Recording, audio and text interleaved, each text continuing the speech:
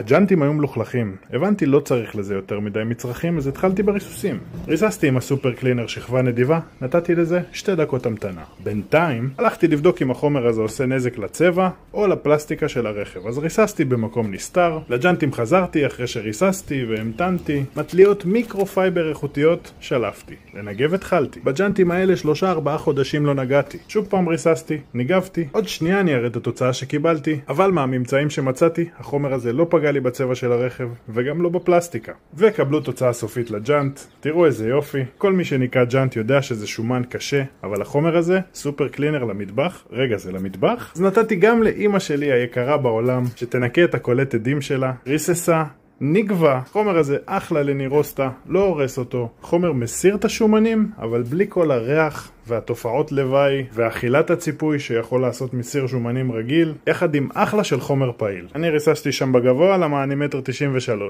אבא שלי קורא לי סולם. בכל מקרה, ככה זה היה נראה לפני. תראו, זה שומני, דביק, פיכסה. ככה זה נראה עכשיו. כמו חדש מהז'ורנל. איזה יופי. אחלה של חומר. אני משתמש בו כבר הרבה זמן. הוא מנקה המון דברים. תראו, כיורים, קולטים, קיריים, נינג'ות, מדיחים, סירים, אופניים, רהיטים, ללא ריח לוואי. מתאים למשטחי מזון. אני התרשמתי. זה פרקטי.